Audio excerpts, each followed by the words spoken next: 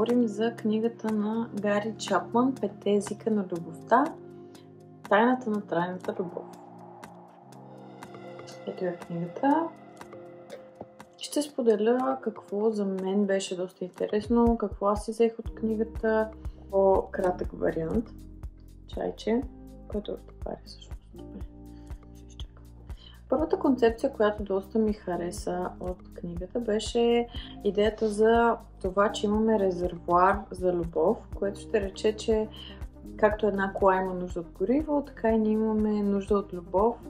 И независимо дали става въпрос за любов от нас самите, любов, която получаваме отвън, въпросът е, че концепцията за резервоара на мен лично много ми допадна, защото честно казано, сякаш обяснява защо имаме периоди, в които наистина сякаш сме по-празни. Всъщност много често, защото реално ни липсва любовта в живота.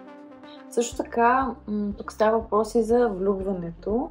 Влюбването всъщност е едно такова по-инстинктивно усещане, на подсъзнателно ниво, не е съзнателен избор в повечето случаи.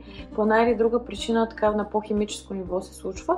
И всъщност според тази концепция за резервоара, така авторът обяснява защо от влюбване ставаме така много често, след това нещата тръгват надолу. Точно защото от самото влюбване нашият резервоар се напълва, чувстваме се обичани и усещането е изключително силно, сякаш можем да покорим света. Обаче в последствие, ако ние не говорим един и същи език с човека срещу нас и не сме прочели тази книга и не знаем как да разберем какви са езиците, нивото на резервоарът ни почва да спада и следователно ние започваме да се чувстваме все по-необичани и не усещайки тази любов в тези взаимоотношения, излизат други неща на преден план, които са така не в сферата на любовта и в последствие биха дори ни довели до раздяла. Така че да се научим да говорим на езика на любовта на нашия партньор и също да познаваме собствения си език може много да ни помогне да направим един съзнателен избор за нашите взаимоотношения.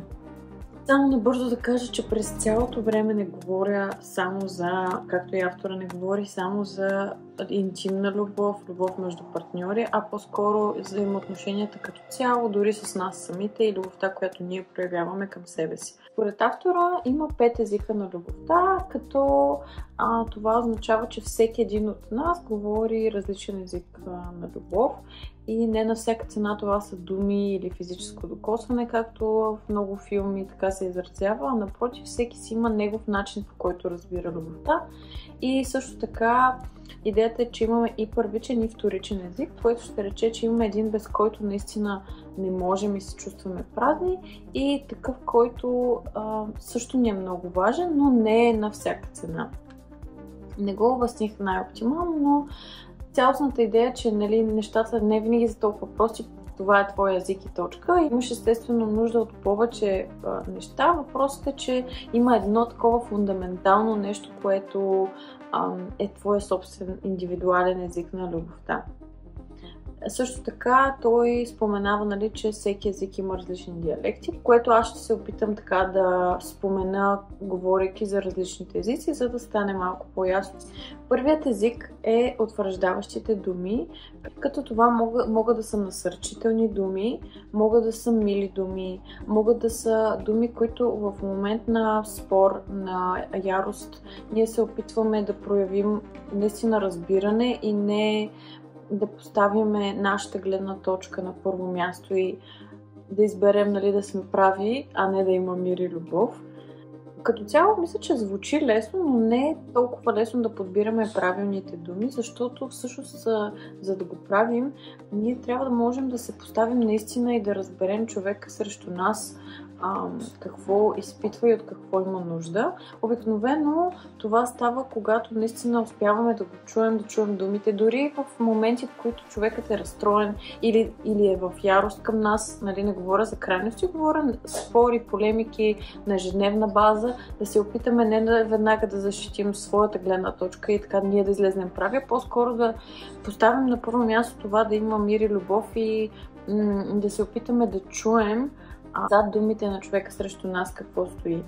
Така че насърчителните думи не са толкова в посока на браво, супер се справяш, вау и така нататък, въпреки че това може да пасне на някой, но идеята е по-скоро да знам, интересуваш ме, искам да съм на теб, искам да мога да те разбера, с теб съм, как мога да ти помогна.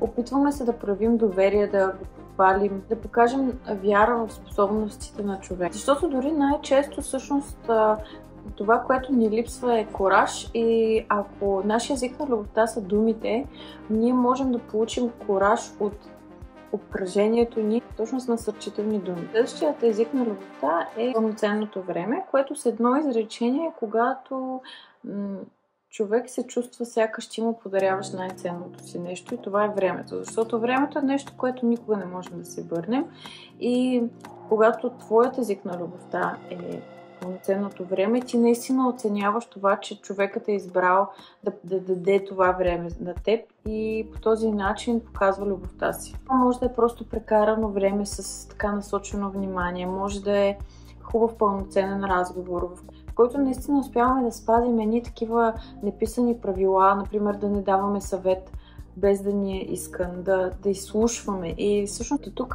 авторът говори за изкуството да слушаме и дава така няколко опорни точки, които могат да ни помогнат, нали, да сме наистина да имаме качествен разговор, като първото е това да поддържаме зрителен контакт, като говорим, да не правим нищо друго, докато слушаме, да се опитаме да се слушаме в чувствата на човека, как ли сега се чувства и защо така смята. И да го казваме, струва ми се, че се чувстваш по този начин. Да се опитаме наистина да вникнем в това, което ни казва. Следващото нещо е езика на тялото, да се опитаме да наблюдаваме и много важното да не прекъсваме. Другият начин, по който можем да проявим любов към човек, чието език е пълноценното време, е също да правим дейности заедно, различен тип неща, които заедно се наслаждаваме, да имаме общо хоби. Следващият език на любовта е получаването на подаръци, който може би език е най-така скандализиран, да кажем, защото има хора, които може би се възползват, всъщност техният език на любовта не е това, но всъщност има хора, които наистина така разбират любовта, просто защото това е един вид като материално изражение на любовта на човека. Може да се пипне, да се види, което както това е цялата идея, че всеки по различен начин разбира любовта и това е абсолютно окей. Като тук за подаръци, нали, най-доброто, което можем да направим е да се вслушваме в човека и да изберем нещо, което наистина е важно за него или е искал и да по този начин да покажем и внимание. Като ако сме хора, които не обичат да подаряват или по-скоро така са по-пестеливи, можем да го приемем малко и като инвестиция в нашите взаимоотношения с въпросния човек, защото малко или много взаимоотношението с хората са едно от най-ценните неща. И тук може да се има предвид, че подаръците не на всяка цена означава, че трябва да са скъпи. Напротив, даже по-скоро самия жест, самата проява е нещо, което е важно. Следващият език на любовта е помагането. И това се изразява в това да служим, например да изхвърлим боклука, да сготвим, да направим неща, които ги правим с любов към човека. Всякакъв тип услуга, това може да е нашият израз на любов или това, което ние разбираме като любов към нас. Последният език на любовта е физическото докосване, като той е един от най-базовите, защото ние още от деца реално не можем да комуникираме. Комуникираме основно с тялото си. По този начин разбираме света. Прегръдката на родителя за нас значи любов. Така че това даже и в много случаи е вторичният език на любовта на много хора. Как можем да разберем кой е нашият език на любовта? Или на партньора ни, или на човека, за който се интересуваме. И как можем да разберем езика на любовта на нас или съответния човек? Може би самата информация за езиците е резонирала, нали, и сме си казали, да, точно това обичам и точно това ми резонира. Така знаем кой е нашият език за любовта. Също другият вариант е да помислим за какво критикуваме хората около себе си най-често, защото сме най-склонни да критикуваме точно в областите, в които имаме най-силна емоционална нужда. Общо взето нещо като неефективен начин да поискаме любов. Като тук можем и, ако е срещу нас критиката, можем да се опитаме да я разберем. Например, да питаме, е доста важно за теб, кое намираш за значимо.